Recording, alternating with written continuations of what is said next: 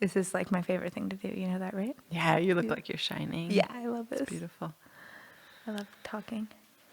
You're really good at it. It was funny when you were commenting about my email. Oh, you're good at communicating. I was like, no, you are. Yeah, well, in the written word, you're good at communicating difficult things. Yeah. And then I go to introduce someone at an event and I'm like, because that's not my place. Speaking in front of people. No, but it's like the kind of integral, sticky moments of communication. I feel like you navigate that so easily, whereas I get so kind of like hung I have up. to do it really thoughtfully, right? Yeah. Because it's like you're delivering a sometimes tough message. Yeah. You do it with such ease. Thanks. Okay, now we're alone. No witnesses. Except, whoever's going to listen. No one's going to listen to this. Okay. It's okay. Yeah, it's just garbage. It's complete garbage. Well, actually, this is the first episode that I've recorded in a year. It's been a year. Really? Yeah. Oh, what an honor. Yeah, I've been waiting. Mm-hmm. Yeah, we've been waiting for this. I just feel like the last year has felt like 6 years or a lifetime. Yeah.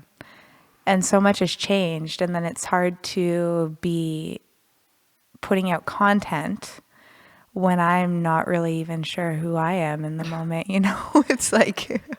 Yeah, and as soon as you speak it, it's history. It's how it's felt this last year, hasn't it? Yeah. Yeah. We were just saying that we're at like 1 year of being in this space, counseling together. Yeah, 1 year anniversary. Yeah, it's crazy.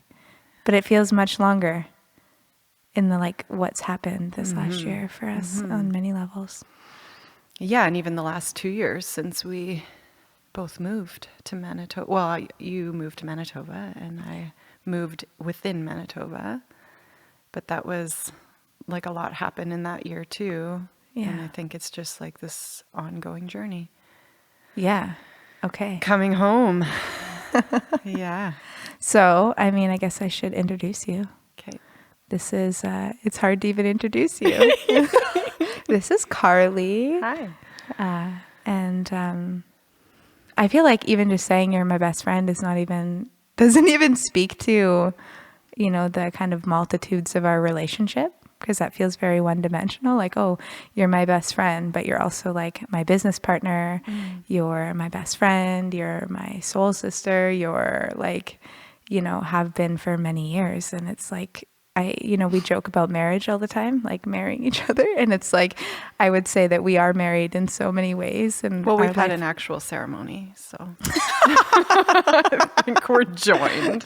We're joined. No, but we are on so many kind of layers. And so it's like, you know, with sitting down and doing a podcast together seems kind of like, I think we were talking about this can feel kind of hard in a way too, because it's like, what do we even talk about? Because there's so much depth, I think, and so many kind of layers. But I think being here together and even just sharing a piece of what we share together and how we dream to operate together and show up in this world is a really important thing, because we're doing it, you know, and it's nice to share what we're doing together. Yeah. And it's a gift, and I would like it to be seen and witnessed, you know, how we walk with each other. Yeah. That's how I would describe our relationship, as like a journey, home. Yes. Yeah. Yeah. So, where do we start? I mean, I guess Tim had suggested we should just start from the beginning of we should probably take the masculine suggestion for a framework so that we don't get too carried away. Yeah, and we'll be talking in circles. Yeah.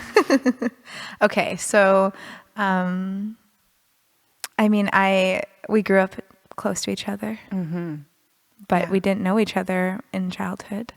No, but apparently my dad and your mom had met.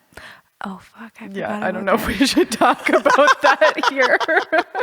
Throw them under the bus. Well, that sounds probably different than what actually is true. They met and didn't really I don't think they hit it off very well. No, which is funny because they both had very distinct memories of one another. But we found after we dove deep into friendship together. Yeah. Yeah. Yeah, I grew up in Justice on a farm just outside of Brandon. And then we met in university in Brandon. So Yeah. it was, I think, my second year, maybe, or first, or something like that. It I was think early. third year and second year. Okay, Yeah. yeah. And I think I was like 19 and had just met my partner too, right before I met you. So I was like soaring Yeah, you at were. that time, just like on another plane of existence. Yeah, you were. Yeah. Yeah, I remember. I feel like I had always seen you around campus and had just a curiosity of you, and just because you were such, you've always been. Not too much gushing. Okay, I know, but it's like you've always just. I wasn't gonna say beautiful. I mean, obviously you're beautiful, but it was. You've always just you're always set aside from, say, like the mainstream kind of like a way of showing up. Like you always stood out, maybe is the way, because of how you chose to dress and how you presented yourself. And I mean, I can't help but speak of beauty when I speak of you, because you. Well, maybe I just had a big ego and I was like compensating for my insecurities with dressing cool. I don't know. I don't know. Anyways, I was into it regardless. I was still vintage shop. Yeah, I was going to say, I don't know that that's changed. I mean, if so much of your aesthetic was just like the kind of wholesome, earthy person that you truly are. And thank you. I was attracted to you and curious about you. And then when we met, it was just like, so we did a linear algebra class together, and we met in the bookstore. And I have always been shy. I was a really shy kid that was like really introspective and thoughtful, but really kind of nervous. So this is a stretch right now. But you just came across as like so safe and friendly. Like, I don't think I normally would have. What happened was we were in the bookstore and I didn't know, I was like overwhelmed by the textbook selection. And I saw you and I was like, oh, she's in my algebra class. I'll just ask her because she is friendly and safe and she'll tell me what I need to do, which is like the ongoing dynamic now. If I'm confused in life or, I feel like I'm grasping, then you just like bring me back to the ground. I think I might get a little too carried away if it wasn't for you. Well, I mean, I'm sure I'll share, but it's definitely a mutual experience of what we offer each other. And I remember meeting, like when we met, it was like, oh yes, okay, I get to hang out with her. But for me, what really struck me in our friendship is that at that point, like I grew up what felt like a fairly sheltered life in some ways, like I wasn't, wait, I don't even know if that's true. I wasn't sheltered. But I guess the ways in which you were showing up in your life was new to me. Like there were aspects of like your lifestyle. You were living on the property with Ben and growing food. And I still remember the like bag of vegetables and the mixtape you made me that you dropped at my downtown apartment door. And that like I was sold. That was the beginning of forever. I was like poetry. It was. Oh my God. It was amazing. And I was like, oh, she's so interesting. And when I became friends with you and Ben, like together, because it was very much a together friendship. You guys just changed my world. I remember spending weekends at your house in those early days. I would sleep over for the weekend and we would do things like have fires and we would read about horoscopes and we would watch crazy kind of like documentaries and eat a lot of like garden grown food. And your parents are just such loving, Sorry. A ghost, by the way, in this building. It always makes itself known in moments where we are in conversation too. I know. It happens when I'm in session. Yeah. Yeah. Your parents as well, just like such open, fun, loving people, like being able to be brought into that family, and your family really did just like bring me in so early on. It felt like, I got to come to holidays and just like the fun, the joy, the fun, the pleasure, the play. And then also like the spiritual interest, the like interest in the different states of consciousness, and that was just like so new to me. And that really struck me. And I mean, I think that that's part of the biggest learning that I've had in our friendship, but it started early. Yeah. Yeah. Yeah. And I think part of that was that at that time, I was also just kind of understanding or experiencing a level of reality that was unexplainable to me, that I'd never really experienced before. And I did grow up sheltered. I can say that pretty unequivocally, because I grew up in a small town with pretty like straight edged parents. Well, maybe not straight edge, but very like loving and not a lot of drama growing up. But when I met my partner, we met on like corresponding family vacations in Cuba. And it was just like so connective and so synchronistic that it was unexplainable. And then when we got home, I arrived home just a week before he did, because their family stayed longer. And he lived in a different city. Yeah, not far. Like, we were both Manitobans, but he lived in the big city. And as a country girl, it really was the big city, like, you know, 1 million people. And how would I ever meet this person again? So we left Cuba and never made any plans to connect. I think we I don't know if we traded emails maybe, but I was in a relationship at the time, actually living with someone else. And then when we got back, I went into the city with my mom a week later. I had moved out actually of my boyfriend's house at the time, because it just lit a fire under me. Everything started happening really fast. I moved home, and then, a week later we went into the city, and we were just kind of putzing around. My mom had some like training or something. She's also a counselor. And we went out for dinner. We went to meet my brother, because he was in school in Winnipeg at the time. And we were pulling into the parking lot of the Red Lobster, probably one of the busier restaurants in Winnipeg. And we turned the corner, and our headlights just like illuminated Ben walking into the restaurant with his ex-partner actually at the time.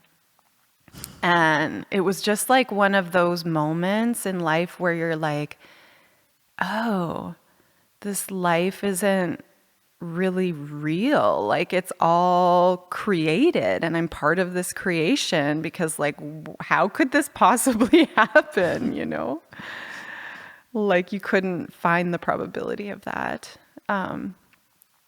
So then he actually went in the Olive Garden. So we switched plans from the Red Lobster, went into the Olive Garden, like called my brother, like, hey, actually we're meeting at the Olive Garden. And then I just remember like, and Ben will say too in his memory of it, like walking around so disoriented in the restaurant, like the furniture was like warping and stuff when we saw each other, just like, what is happening? And then we really traded contact details at that point. Yeah. And so I think that was my first real big experience of like being a active participant in consciousness unfolding, you know? And so my interest in spirituality like catapulted at that time. And then of course we met right after. So it was more confirmation of like being able to call in relationships that are contributing to our evolution as souls, you know, and continues. Like, it's so amazing the people you've brought into my life and how we've found ourselves back here, back home. Yeah. Wow. Yeah. I mean, I have so many things to say to that, but I think,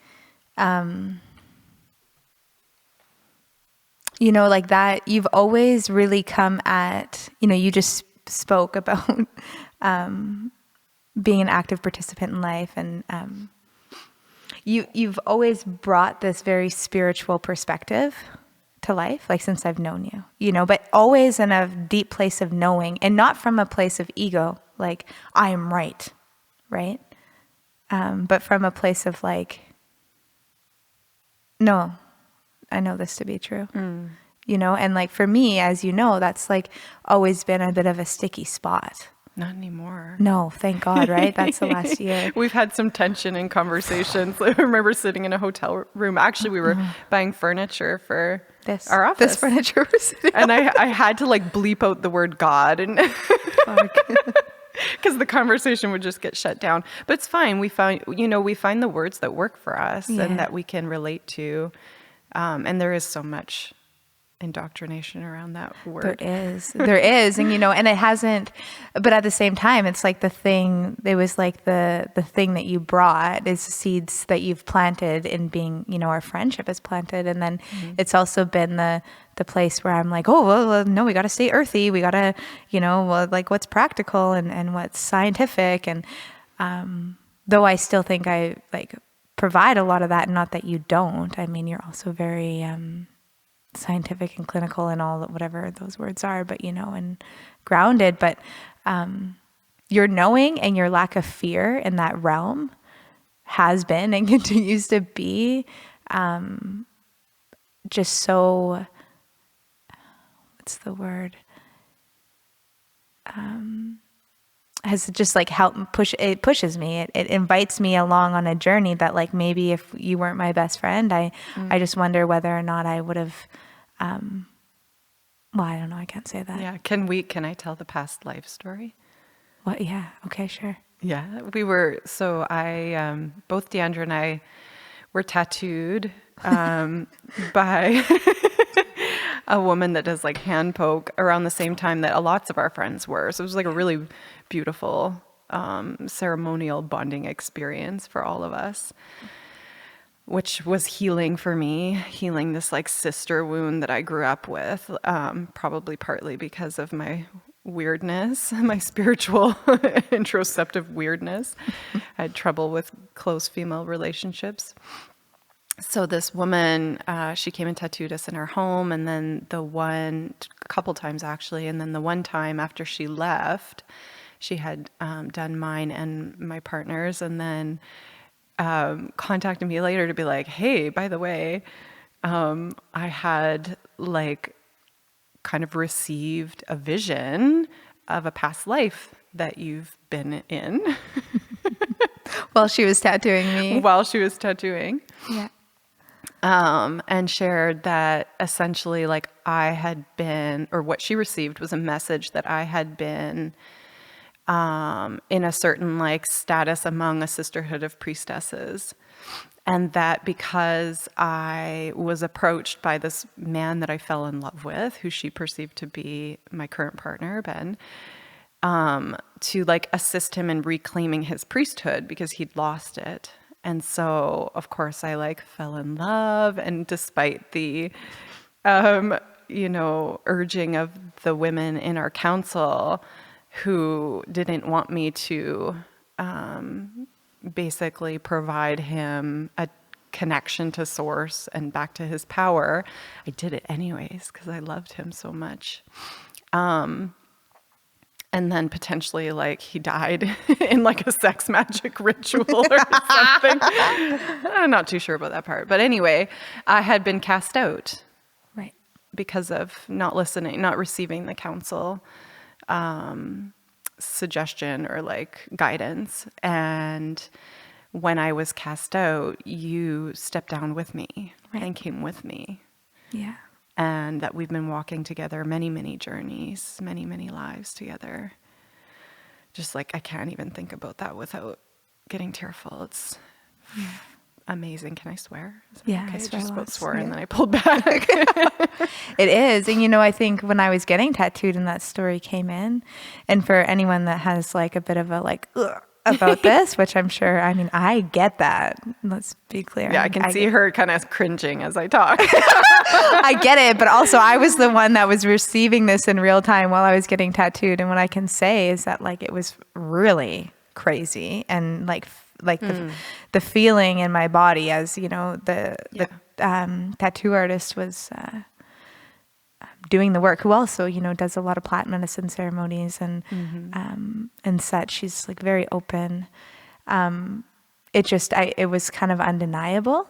Is all I It's can kind of say. like remembering where you put your keys, or like finding the keys that you can't find anywhere. It's like your whole body just like kind of drops into this knowing state. Yeah. And it's like comfortable and safe. And I think that's when she described it to me, it was like this story that I'd read 1,000 times, but, you know, didn't really remember that I remembered it. Yeah. Yeah. And I think with our friendship too, I mean, and I think there's not just in that story, there's other pieces, but with our friendship, I mean, it's very much just felt like okay, when we met, there's like, we have a purpose together. You know, it's never just been like, hey, let's just hang out. You know, it's Let's like do mushrooms and dance. I mean, we do that. We do that. And we did that, but it's like, it's very much been like, okay, we are on a path together. Like how we're showing up in this world right now is actually going to be together. And you've known that you wanted to be a counselor. Well, forever. Well, yeah, I don't know how much I've known that my whole life, like cognitively, like there maybe was like a more intuitive knowing. But yeah, my mom was a counselor and kind of like nicely laid out the framework for me to step into the place where she worked as a volunteer. Yeah, and then that sort of started to unravel during my undergrad. Yeah. Like nothing could be more worthwhile of a study than like the nature of consciousness and like well-being, you know? Like I can feel the richness of life and the beauty of life, yet I can see how myself included and everyone that we know and walk with can't like quite access that. Like we're not actually landed in that place of the bliss and beauty that we're surrounded by. And so that's just like a tragedy that can't continue. And we're going to heal that together. Yeah. And you've known, like, I guess as long as I've known you, you've known that. You know, I've known that about you. And, you know, just coming back to the past life thing, it's like that story of us, you know, walking many lifetimes together. And I mean, it just seems like it fits because here we are again. Right. You know, and I'd actually never wanted to be a counselor. Like that was never the plan, right? In my mind, it was like, we'll have a remember it was like, we're going to have a women's healing center. But like you were going to be the counselor, and I don't even know what I was. You were going to be, I don't know. Like maybe we didn't name it, but it was obvious we were going to be healing people. Right. I think I just had to come around to it being a choice and not being something, because the thing is that I've been put in that role for so many years that it was so scary for me to think about like actually taking on the role of a counselor, because it felt like I was kind of pressured. Right. Or that was required of me, let's say, from a young age to like be some people's emotional support. So then there was like a period of my life where I was really kind of pushing back on that being part of me, because it was like, oh, I'm going to actually change the world through like community development and, you know, my geography degree and like research and all of these other like more pragmatic places that I can like make change. And then it just happened where I realized like, oh man, if we're going to make any change, it's going to have to happen at the person level. Yeah. And people always go to you. Like since I've known you, that's been consistent in all your relationships. People go to you for guidance. So I might as well get paid for it. You might as well get paid for it. You might as well like feel good about what you're doing and own that, because that's a gift and a capacity. Right. Yeah. It's not just about money. I'm just being facetious. And I can't say that's always been my experience. Like you hear that a lot from people. Like when I was schooling for my master's to do this legitimately, people would often say that, like, oh, they're the one that everyone goes to all the time. And that was never my experience, probably because I was really shy. Yeah, and maybe like some of what I offer people isn't always like the easiest to digest sometimes. So I've just had to come around in my life at this point to reckoning with the reality that the teacher appears when the student is ready, and those that need my particular medicine are going to find me in the right time in their life. And that will be me walking alongside them for a period. And and it's reciprocal too. So them walking alongside me and me receiving what they have to offer as well, to help illuminate my awareness and my blind spots. And then we often part ways. And sometimes that's a really funny thing when you have to part ways with someone in a relationship, when you're at the like climax of the relationship and of like your own individual well-being. Like it's the only relationship probably where you purposefully say goodbye to the person when they're at their best and when you're at your best, right? Yes. In therapy. Yeah. Yes. Yeah. And doing that so consciously. It's like a conscious choice that's made. It's not like, oh, I didn't ever see you again by accident. Our paths never crossed again. You're actually like cultivating the ending of the relationship as part of the growth of it. Yeah. I mean, you really are a remarkable therapist. And so, I mean, and again, like I was saying in the first time I met you or saw you, it's like you don't follow the like paved path. And I think that, yes, maybe you weren't the person that everybody came to you, like, pat their hair and make their heart feel better, even though you do that for me like every freaking day. You have a really particular way of seeing life and seeing problems and seeing things. And you have a really special way of bringing people into their experience and into their body that is so compassionate, so accepting. And yet, like, you are just also like the mama wolf, like you're not going to play games or enable people. And I think that this is what I am constantly learning from you. And as a therapist, that's a really strong and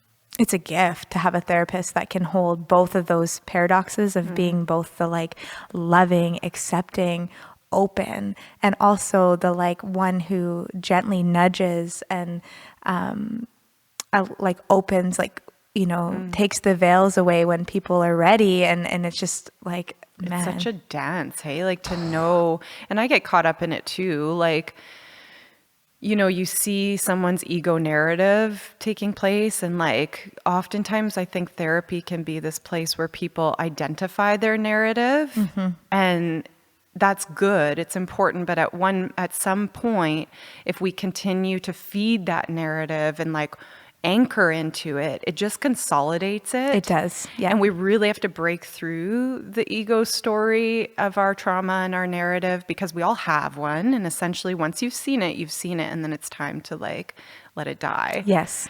So that we can be free. But it's such a dance, because sometimes, we get as therapists into this struggle with clients where we see that they're in their narrative and we're like trying too hard to push them out of it when they really just need to be seen in it. Yeah.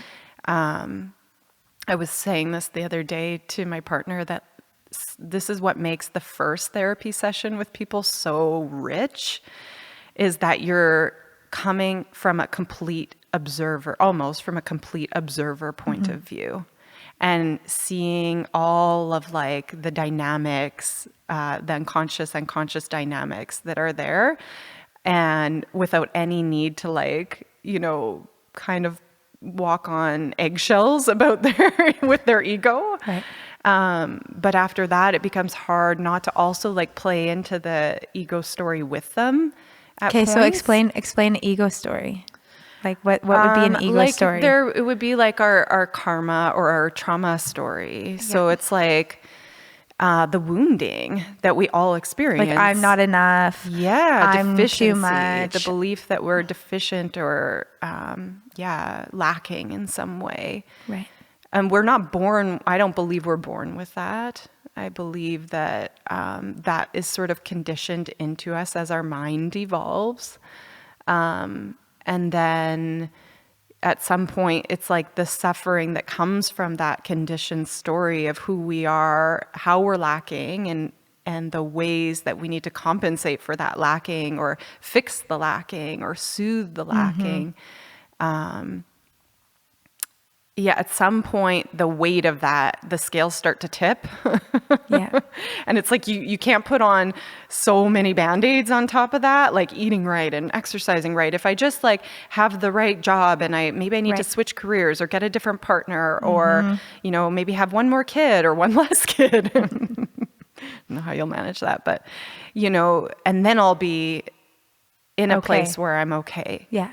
Right. And so, it's such a dance, because we do have to work with people to like tend to their body needs, because that's part of the conditions that help to let go of the ego story.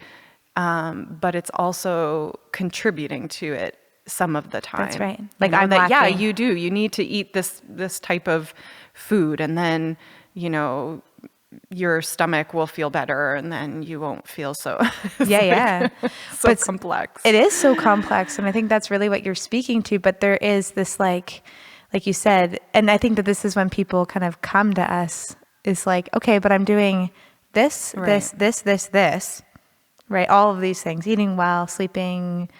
I have everything that I should have to be happy, right. And yet I still feel like I'm not enough, or I'm too much, or, like I can't be happy, or I'm still in addiction. And then that's when it's like, okay, we have our trauma layers, our nervous system mm-hmm. patterns that lead to some of those ways of thinking that we work with. But there's still more than that, it's like, this is kind of where I think we're at. It's like, yes, there's the like healing of the trauma, right? That helps to let go of the ego story that's created right. from the trauma, and the physiology that kind of contributes to that ego story getting played out. But then, I mean, what's that next? Yeah, it's like we're peeling the layers of an onion, right? Mm-hmm. And it's like, let go of this memory that consolidated the idea that I'm a failure, and let go of this one, and that one doesn't sting anymore. And then we start getting closer and closer, and just like realizing that the seed of it is all delusion. It's all, based in this idea that we're lacking. And then we fear that other people will see that, or we fear what it will be like to live with that. Right. Yeah. But this is where the beauty is.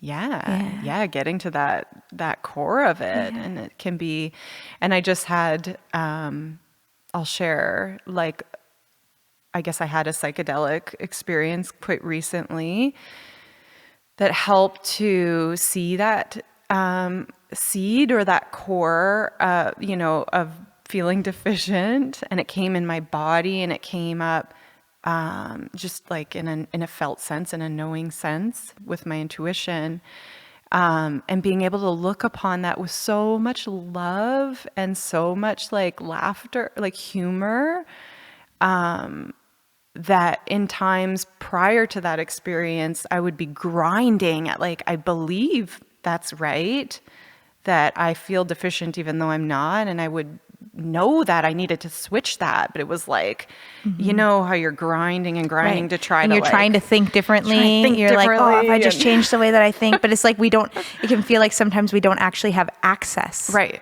Access to the exactly. other way of thinking, or the other way of feeling it in our bodies. And this is kind of where we can get stuck. Yeah. And I really was, especially in terms of my relationship. And so the MDMA was the psychedelic that I used. Just it helped me to see that the possibility is there, mm-hmm. to like come into a state of consciousness where that lacking is just a funny part of me. It's just like this funny, it's a story sidekick that I carry around with me, that I describe it to my clients like the Wile E. Coyote and the Roadrunner.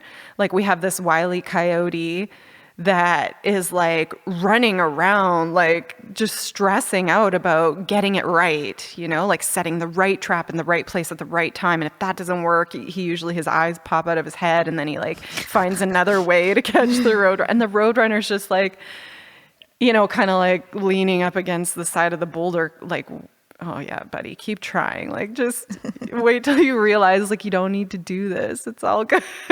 He's just so relaxed. Right. And if we can see that we all have that part of us that's like feeling like it's in control, and it needs to like curate things or manipulate things, or, compensate in ways, it's okay. It's actually quite hilarious if we can see it like the Wile E. Coyote, or maybe you have another analogy that you use, but like then we can draw it in and love it, and just be like, oh, I'm such a silly human sometimes. Yeah. Well, and I think when we can get the space from it, like when we can realize that we're not it, like, for me, I've been really working with this man, it's been so ripe. Like this feeling of I don't matter has been so big the last couple weeks. And it's like, you know, I know this story.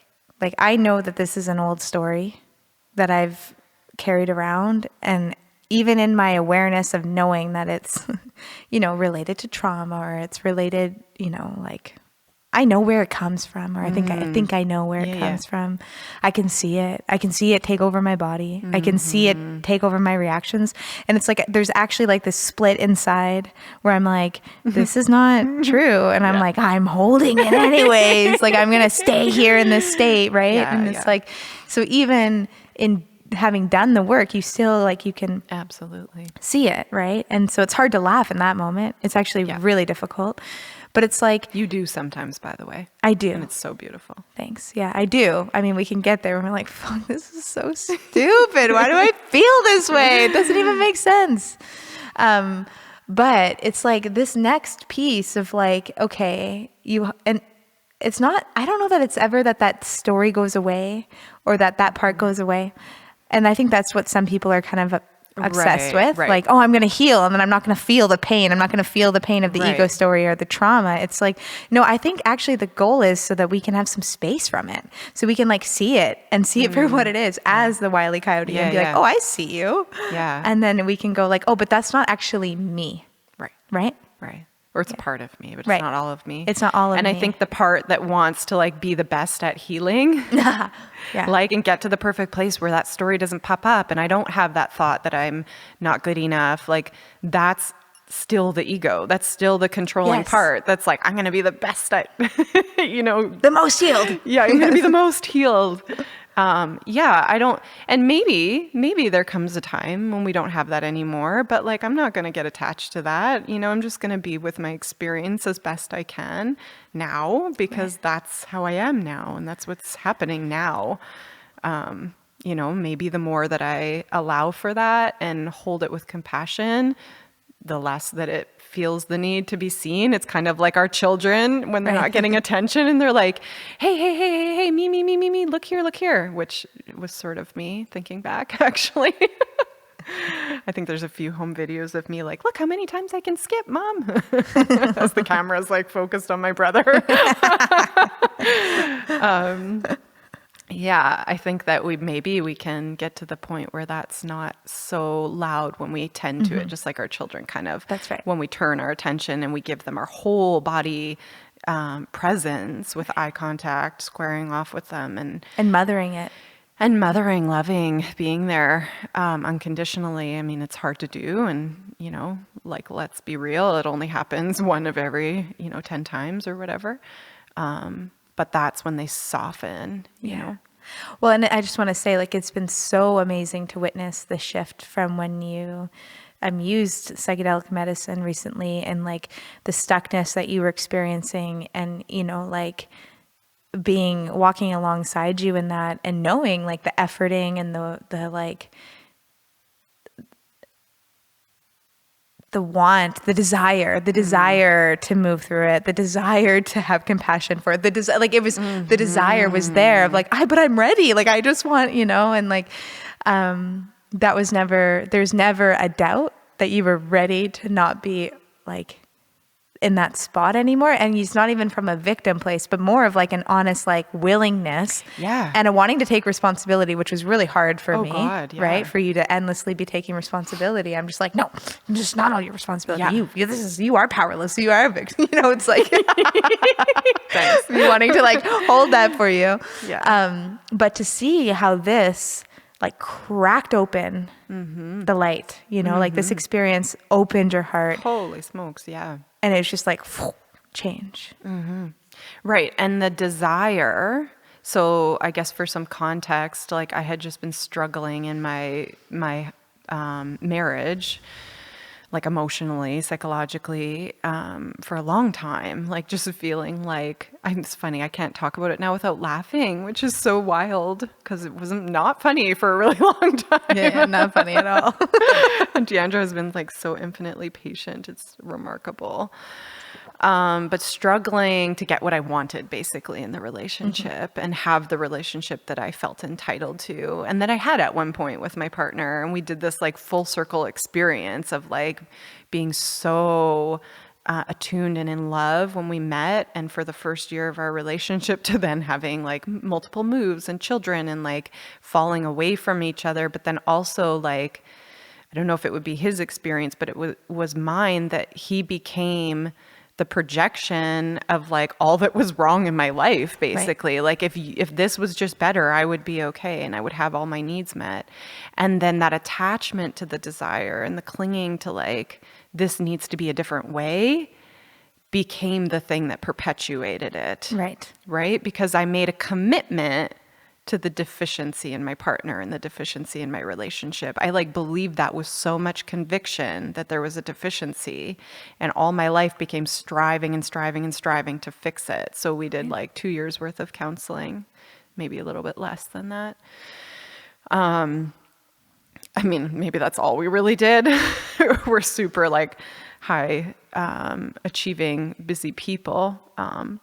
And so, you know, that was the place where we mostly focused the work on. But like, you know, we'd talk lots, so many talks, listen to podcasts, like spend weekends together, try to do different things in our intimate relationship that might help. And like with the seed of there's something wrong here being so strong and like anchoring into that so deeply, there was nothing left but for that to manifest in the relationship. And so I didn't see that in full.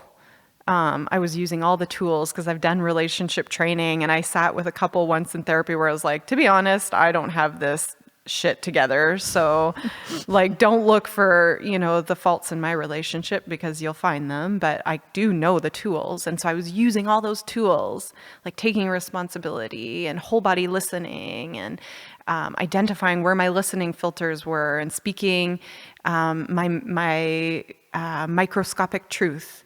All these different tools that are beautiful, and I advocate for them and love them, and they're now naturally just happening in my relationship because I was able through MDMA to see that the problem was that I wasn't allowing space in my perceptive field to see my partner with unconditional love and respect. Or just differently even, you know, like, unconditional love and respect, but we get so caught up in like seeing things with one lens, you know, in one way. And it's like, well, you know, that's the problem.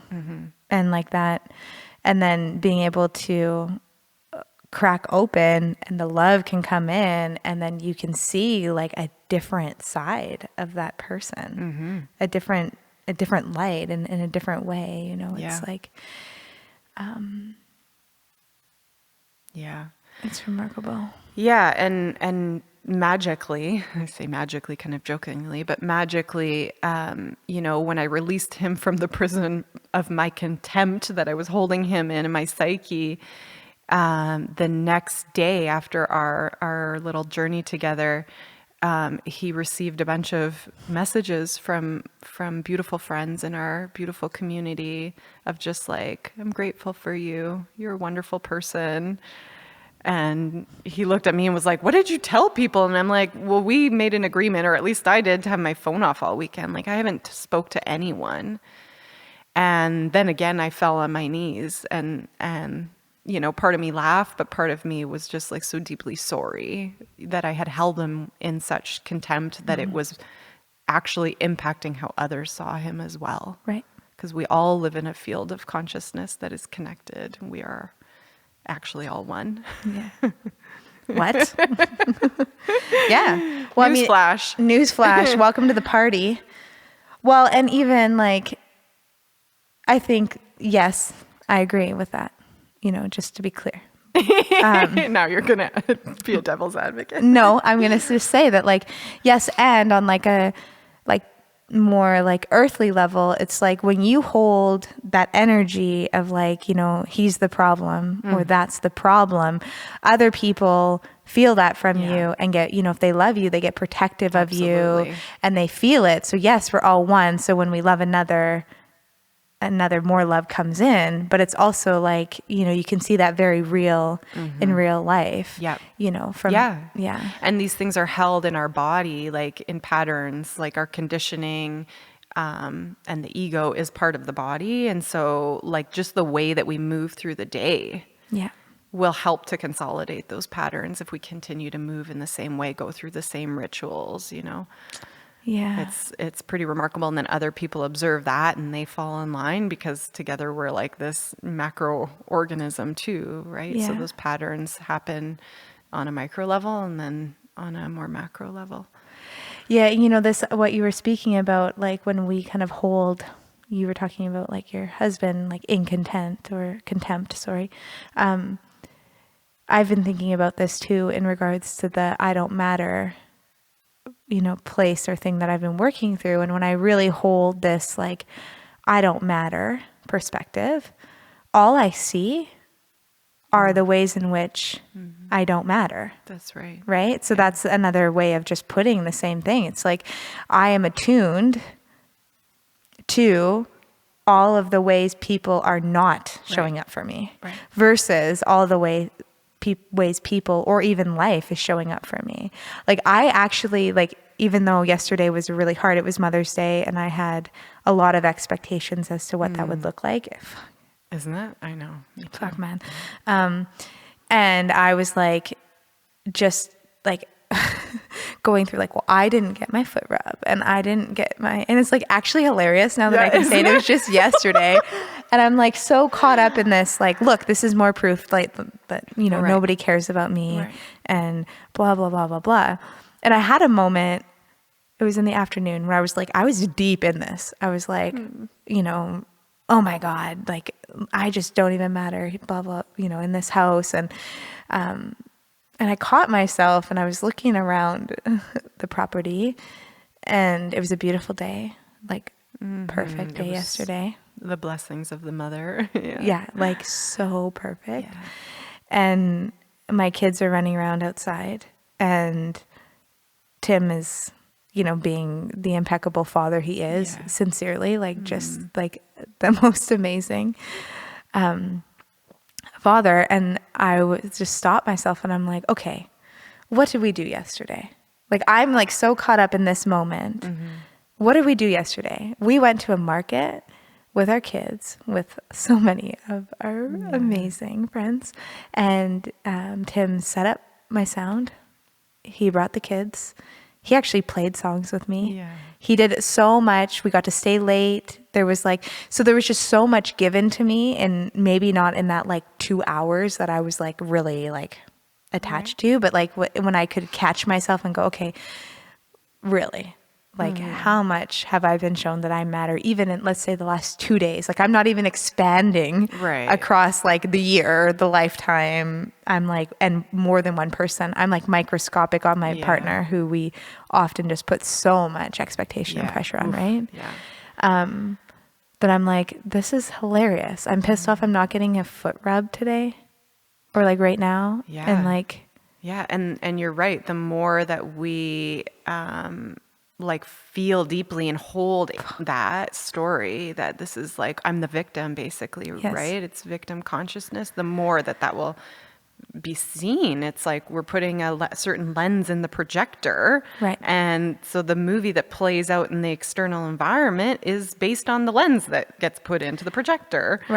And what do we do with people? Like, so if we just stop and say, like, ask ourselves, when someone is in that victim place, victim like consciousness or victimhood, what is the reaction for most of us? Like, how do we react to that? I know how I react. Fit. Like I'm like, ugh. I know. We disconnect hate everyone around us. We're like mad at everyone. I go into like being mad at my but partner. when you witness someone else who's in victim consciousness. So I'm thinking about, so I'm in this place of I don't matter, I'm a victim, no one cares about me. And what I know about myself when someone else is in victim place, I'm like, come on. It's like, hard. you know, you want to pull them out of it, but also it's hard to be around. right? Right. So what happens? You disconnect. Yeah. And you know what happens? It's kind of contagious. So like what happened on Thursday was just this past Thursday. So Thursdays are the day we spend together, and we usually do like a nice, like luxurious long lunch together. And it's not business. It's just like friend time.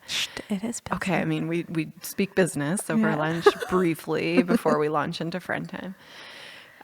And you know, Deandra was expressing a lot this like feeling of I don't matter. And in her defense, she also is like, I know it's not true, but it's like what I'm feeling. So she has like some observer perspective too.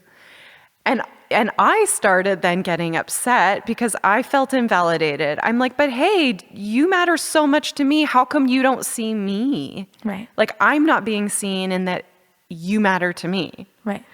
So then I got like pouty and sad and right. Feeling bad for myself because my friend doesn't see me in all the ways that I show up for Right. her. It's and, painful. Like, I'm not good enough. I know. And I mean, and we talked about that day. This isn't new. And it like actually illuminated so much in me of like how I'm impacting the people in my life by being in that place when I'm not attuning to the ways that people are loving me and showing me that I matter. The ego wants to be right, not free. So it's right when it is holding I don't matter, and then the reality or whatever it is, it might be I don't matter, it might be I'm a failure, it might be no one likes me, or I'm not good enough, I'm unsafe. Whatever story it's decided upon, when it sees it in its reality, in the external, it's like reinforced. It's like, hey, yeah, I'm right. And it's happier about that than being wrong. Because it means you're in control. Right, you're in control. Because if you're right, that means you could see it. And if you can see it, then you can prevent it. And if you can, you know, it's like this kind of like, then I can control. That's right. Yeah, it wants to control because that's where it feels safe, real and safe. Yeah. So yeah, I mean, it's like I'm really learning this right now around the like what we hold onto becomes what you see. Yeah. And so for the people we work with and for ourselves, and we do this together and we do it individually too with ourselves because we have to do the work if we're going to show up and help others. It's about like taking radical responsibility, I think, like noticing that what's happening around me is because of what I'm believing and feeling inside. Oh, and that's so hard. It's so hard. Yeah. I mean, I was in it in my relationship for like probably more than a decade. Right. Because you're not open to, the thing is because you're not open to anything else. Yeah. Right. So you keep seeing it and then it keeps happening. Like and I brought up the thing about the victim, like how people react to being a victim, or I should just speak like when I'm in my victim place, what happens in my relationship, and, you know, and I guess it happened between us. So maybe I'll speak into that, is like, you were like, well, you don't see me. Yeah. Right. So then if you hold that for so long, what happens is the people that are loving you don't want to try anymore. Right. Right. Not that you would do that, but like, so you hold on to that ego story so long, you will create that reality because then, you know, people will not feel seen in how they love you. Right. And it's like, so for me, that's been a really big reality check of like, oh, you know, me seeing this play out slowly. I'm like in my process right now, I'm seeing how this plays out clear, and I'm going through it, and it feels like now I can support people and kind of understanding this in a different way because I'm really, really seeing it. Yeah. And that's what happens is that the more we're willing to consider that we might not be right about that, the more that it's like time starts to slow down and it starts to spread out. And so we get less like sort of sucked or vacuumed into that automatic thinking where it's like we don't even have choice because it's just like playing out and we're like kind of here for the ride and we're just like getting pulled into the tsunami. The more that we slow down, and it might be an after the fact kind of thing. It often is, right? That we look back and we're like, wait a second. I don't know if that's actually really what was happening or if that's really what you felt. And I mean, the beauty of our relationship is we can check with each other. You can and be like, ping. hey, is that what was really happening there? And I can be like, absolutely not. Right. You do matter. With love, I'm going to challenge your story. And I always will, as gently as I can. And then we start to get more space between like action and reaction. Yes. Yeah. And then there's the place that I get really fucking excited about. And it's not that it's linear because it can happen all at the same time. But like, then we have like the dream, right? Like what is like this life, you know, what are we doing here then? You know, so when we're out of the ego story, at least we get, or when we get enough space from it, that we can actually tune into the beauty of this life and actually listen to our desires or our soul's path or the things that fucking light us up and get us totally on fire, and the friendships and the ways of living that just like feel like, I don't even know what the word is, like aligned. It just doesn't even feel like enough. But it's like when we can start to access that alignment within ourselves, it's like we actually have more fuel to do the work we're talking about, right? Like it seems like that can fuel then this kind of like inner work, because we still have access to some of this beauty and some of this like purpose too, of like how we show up and it feeling integral to us. Yeah. Yeah, I'm really excited about that stuff. Yeah, that's awesome. You have so much energy and brilliance and gifts to share. I find myself going, I get a little, this is where Deandra grounds me, pulls me in, because I get a little, or you, sorry, I'm speaking to an audience. Well, there is, yeah, okay. The ghost, you're talking about the ghost. Yeah. Telling the ghost the story.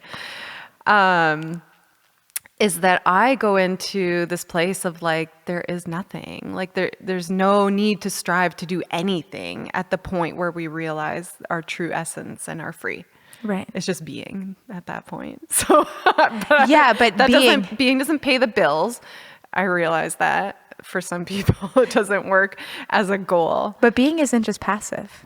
Like you can be, you know, and like in your essence and beauty, but being, I mean, for some people, maybe being is meditating and passive in a cave, but like for me, being is like being in connection with others. Right. And, this is where maybe it's a nice like segue into astrology or not, because or however a person would characterize like different personality. Like we are all different colors on the, on the color wheel. And so that is, you're very much speaking to like your essence.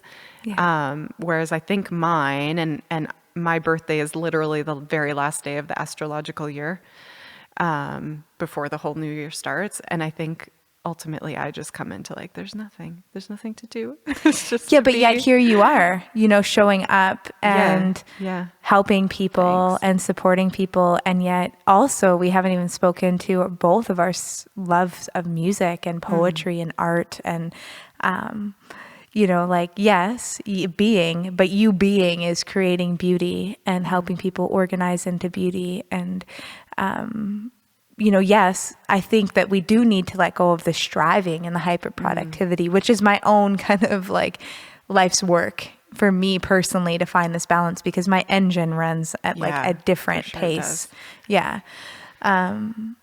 But, you know, there's, in that being, there's still like the way that we contribute to the organism of consciousness or, you know, life itself. Yeah, that's lovely. It's well said. Yeah. I mean, so then when I talk about the dream, I think I come back to us, you know, and like this dream that we had to help or like to work with women. I think that's what it's always, we kind of talked about that for a long time. Yeah, I can still close my eyes and like go back to the original image, like when I was, I don't know how old I was, like maybe 18, 19, that popped into my head about what that would look like. And it's always like looking out on the land, on land somewhere, and being with just like a group of women, which actually is interesting because our community of women here are planning a festival in October this year for women. Raw women. And it's like about coming back to the self and coming back to the earth and community, connecting through like healing opportunities and creative opportunities. And that vision looks a little similar, actually. That original vision, I see like an open meadow and just a group of women, and Yeah, I think I always remind myself, it's funny, we get caught up in this conversation about vision, you and I sometimes, like, we'll do this, and what if we did this and this and this? And when we really pull back, and this is similar to what we've been talking about today, when we really pull back, it's like, hey, wait, we are. Yeah. There's not actually a lacking. We're already doing it, living and doing the things that we know we need to. Yeah, and like I think about how far we have come in our. Well, okay, for a long time, we used to labor over, well, when's it going to happen? What's it going to look like? What is how is this going to be pragmatic? I live in BC, you live in Roblin. Right. And then it was like, there was a moment that opened, and it was during, the dark times, the quiet times of, what was it? Dare you say How the dare word? I say the word, like Voldemort? Let's not. Yeah. The time that must not be named. Yeah. That it was like, okay. And, I know for me personally, I took that time to really reevaluate how I was showing up. And that time was a freaking blessing for me, because it was like, I got really clear, okay, what matters to me? What do I need for my kids? And what are we going to do? And it was like, okay, this is the time. We're going to move back to Manitoba. Are you ready? Are we going to do this? Holy buckle up. And then you got that job that brought you here that you took for like 2 months. Yeah. Just so that you could get moved. And it's like, it just...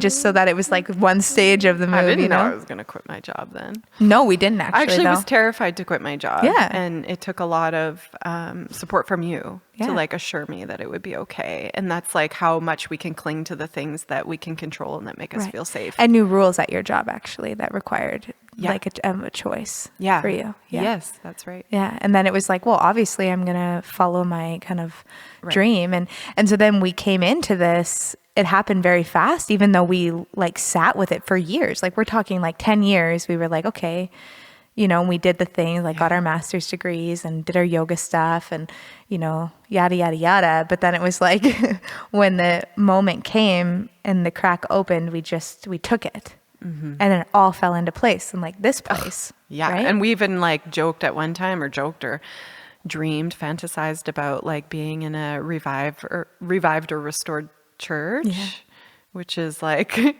it popped up, of course. And where we're sitting right now. Everything just kind of like aligned, and it was a matter of saying yes. Yes, I'm not afraid, yes. And being afraid too, right? And so this is the thing about what I was bringing up, the dream of like, okay, so you have your ego story, and then you start to like get into the other side of that. The light of that is like when things flow and when you can see the other story playing out, like I'm abundant, or like I can actually have the things that I desire in my heart. I can have that if I, want it. Or have the life that feels aligned, maybe is a better way than saying desire, because that can get a bit muddy. But that like when you can align to that and attune to opportunity and gifts and flow, that like, holy shit, when you ride that, like there's nothing that gets me lit up. Like you can just see my face right now. It's like when that stuff happens, that's what I live for, when we can just like ride that wave and just see where it goes. And here we are. I mean... Yeah, and we stay with gratitude and we're in service, right? Yeah. Like that's, I think, where the abundance really can flow, because we can't like lack what we're willing to give, right? Because then you're full and then emanating it out around you, right? Yeah. Yeah, and that's the thing too. It's like the abundance or the desire can't necessarily just come from the ego story. It's got to come from like this other thing that I don't know how to explain it, but it's something else. True source. We both do some work with the Satir model, who talks about it as like life force or life or source. It's and you can feel it. Place of flow. Yeah, you feel it when it comes into your body, right? Yeah. For me, it's always this like vibration of excitement and energy, and it's just like, which is different than like the adrenaline, exogenous way of living where we're like getting that kick from a cup of coffee or a paycheck. Though I like that too. That too. That too. Yes. Yeah. So it's been for us, getting in this flow has also been because of how things can move so quickly. For us, it seems like. For you, for sure. Yeah. Well, and I always have to buckle up. That's for sure. I know, and I have to fucking slow down and just, we've been really learning about capacity. That's been our big learning, I'd say, the last couple months has been like, okay, but how do we stay rooted, being, talk about, what you were talking about, like in essence and being, how can we show up in a way that allows us to stay there, to be, not get caught up in the wheel of like hyper productivity and giving beyond what we have. Yeah. Yeah. Well, I don't know if we should get attached to the idea of staying there. Okay, fine. Yeah. Yeah. Because or at least so that we can dip in sometimes, right? Because it feels like if we overwork or if we overgive, then it we feels just have harder. to like keep going back to asking like, what is driving this right now? Right? Like what's driving my desire to put this course on over the weekend, or, do this podcast, or like do another music show, or like agree to running this workshop that, doesn't maybe feel actually right. Yeah. And like I think you and I have both been holding each other to account on this and ourselves, and like really pulling back and looking at like what part of me is asking for this to take place. Yeah, you do that for me so well. Like, thank God for you. I feel like because that is one of the ego stories that I get caught up in, of mattering. Like, if we're going to talk, right? It's like, so when I'm wanted, I could easily like fall into like so many projects and things. I've gotten better over the last, few years, for sure. But doing a business together, I mean, you really root me in that, like, even if it's just a questioning, that kind of like, okay, right. Why are we doing this? Right. Does this feel right? But it's just like, I'm just so grateful for you. We've just been having so much fun. Yeah. Yeah, and this was like a long time coming, doing this podcast together, and I was really freaked out. And then hopefully there's more, because I feel like literally we like scratched the surface. Yeah. Well, we didn't really, like, we took Tim's advice about how to start, but we didn't really keep to a very strict agenda. Well, we kind of circled back. So this is where we're at now, you guys. We're counselors. Yeah. Also music, though. Karli and I are both deeply in love with creating music and singing, and I know that that's a big part of our kind of calling in our lives more, even if it's for personal practice. But we're off to Wild Roses Festival to sing this summer, and doing the Harvest Sun Music Festival here in Manitoba. Yeah, it's gonna be fun. It's gonna be like pretty new for me to do music so seriously, because normally it's a pastime and something I feel passionate about, but just in my living room at home for my husband sometimes. Right. But for you, this is like, I think like this is the first big tour, if I can call it that. Can I call it that? We're touring all the way to Alberta. Since you moved. Well, since Joni was born. Wow. Yeah. Yeah, it's been an ache. This has been one of the hardest parts of motherhood for me, is the like, how it's felt like at times, and I don't want to say always, but at times how creativity and motherhood can't work together. Yeah. Like how they're like separate, or like they pour in from the same place, Yeah. And so it's always the thing I get really like, oh my God, I can't have this taken from me. And then that's sometimes caused a lot of hurt, because I've been, a bit too hyper focused, but I'm letting that go and allowing it to flow, and we're going to do it, and it's happening. And remember I said, I'm not even going to do it this summer. I had like in my letting go been like, okay, I'll wait another year. And then all of it again, just happened. Yeah. Yeah. And my story with having children was different. It was like just hanging up the guitar and just like conceding that was just what needed to be let go. And it collected like a heck of a lot of dust, and I didn't even piddle around on it. Like I just did nothing musically. And every time that I thought maybe I would, because we'd have a conversation, I'm like, I should pick up the guitar. The kids would be hurt and cry that my attention was going to that. And so then I'd be like, okay, I need to put this down. A mother's selfless, right? A mother doesn't pursue her own interests. And was my own ego story. And then we had this like, journey that was almost like opposite, I think, where you kind of watched that happen to me. And I think, I don't want to speak for you, but I think that was pretty painful. Oh yeah, it was painful. It wasn't until I did ayahuasca that got like a bit turned around for me. Right. Yeah. And then here I'm sitting like back home in Manitoba with like 3 children and like this little budding farm, and watching you like going off and doing all these performances and shows and raves and like dancing and jealous. Like, I know. And me being like, why do you have to be a mom right now? And then like my arrival into motherhood, like, God, Karli, help me. What I'm doing. Yeah, but you established a lot of like your own priorities and self kind of, I want to say self-care. I don't love that expression, but like self-connection practices prior to. And if not that you ever have regrets, I guess once it's happened, you realize everything happens for a reason. But I would like encourage, I guess, people that haven't already made that decision to like at least find some ways of connecting to self prior to having babies. Because you really do lose, or not lose, that's not the right word, but like become disconnected from sort of self for a period of time. Yeah, you do. You do.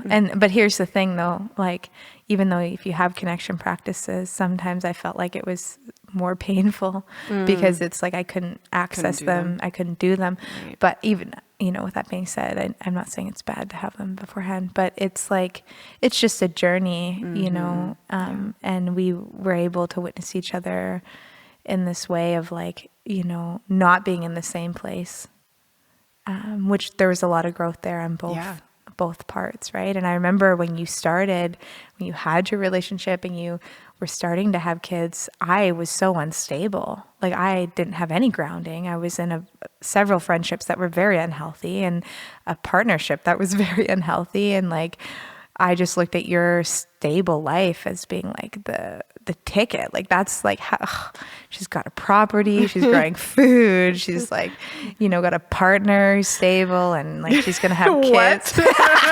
She's gonna have kids. Yeah, it's true. He was stable. He is actually very stable in an unstable world.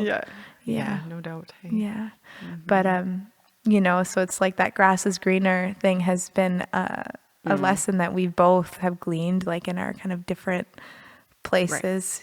Right. Yeah. Yeah, and it's a gift to be able to be connected with the person with whom you believe has the greener grass, because then they can actually frame it back for you. Like, actually, no, it's not greener over here. Right. Whereas I think like in a world where we connect a lot via social media, and I'm not an authority to speak on this. Mrs. like, if anyone's interested in where to find Karli, good fucking luck. She is not on social media. Highway 5. There's a sign outside of their property that says eggs for sale. Asparagus. But you're going to agree with me, I feel like. We look at that and we see the veneer of or like one angle of a person or, their business. And we don't get the full, picture of their lives. And I know that there's people out there that are sharing out of integrity as best they can. But when we have these intimate, close relationships with the people that we compare ourselves with, we get the opportunity to see their realness. And it's such a beautiful gift. Yes. Because then we can let go more readily of the striving to be the person that also has their own struggles, so that we can come more into ourselves. Yes.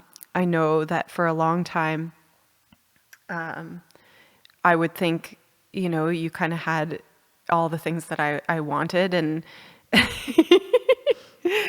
maybe you probably felt the same, vice versa. And you would be showing up for me in my struggles in such a way that you would be listening all the time, like the good counselor and friend that you are.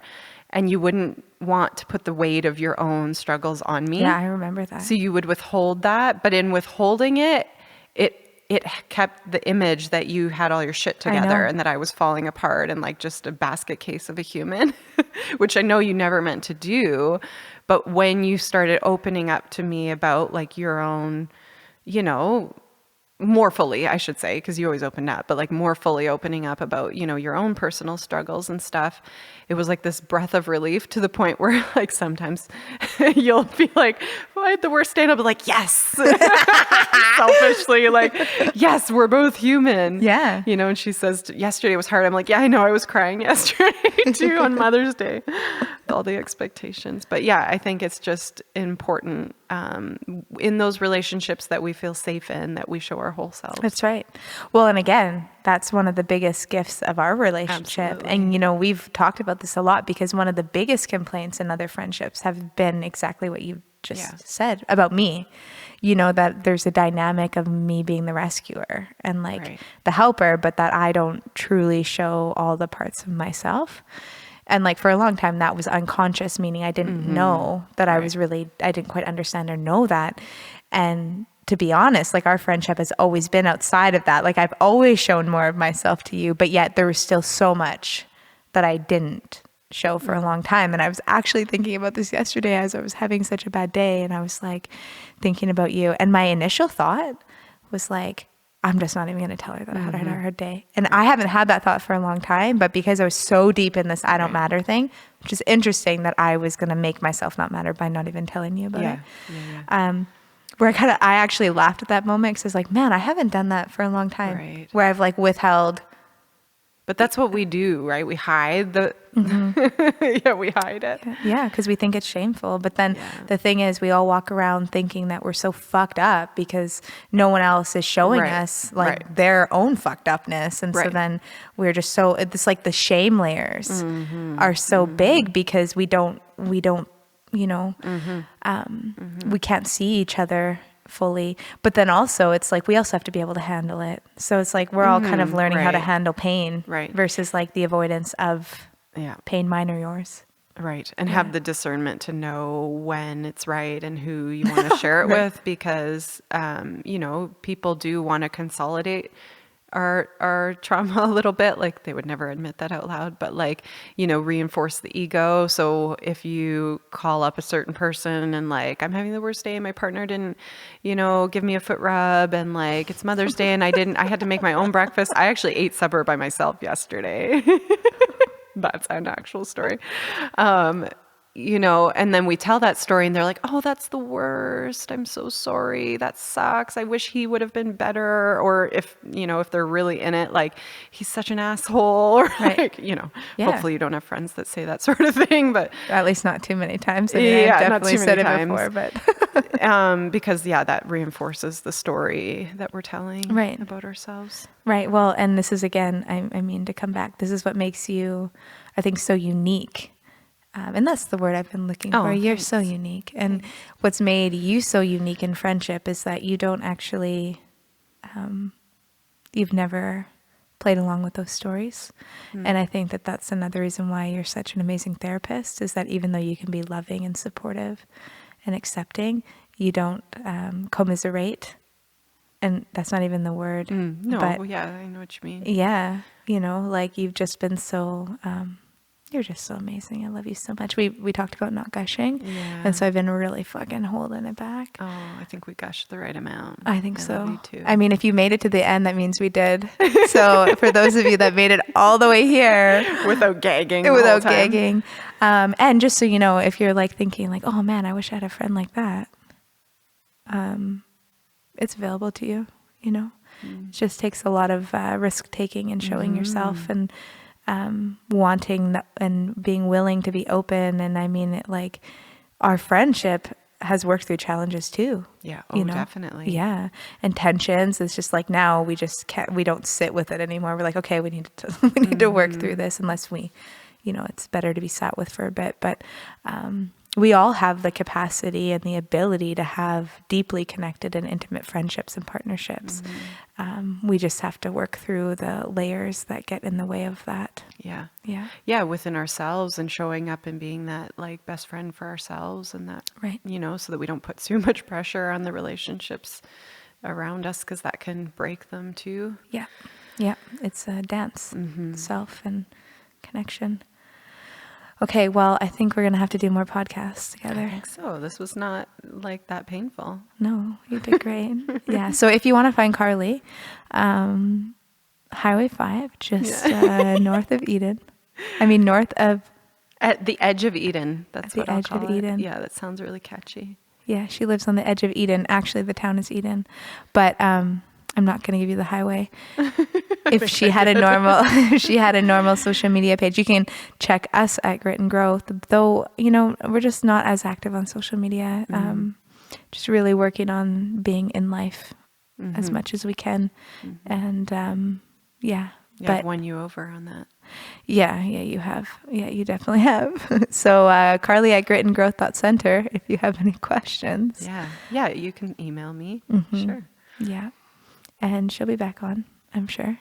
Hopefully. More Thank than once you more. You're for welcome. forcing me to do this. Oh, you're welcome. Isn't it great? So much fun. Yeah, I had fun. Yeah. And it's so beautiful here. This is where we work. It's a gift. Yeah. Okay. Okay, I love you. I love you too.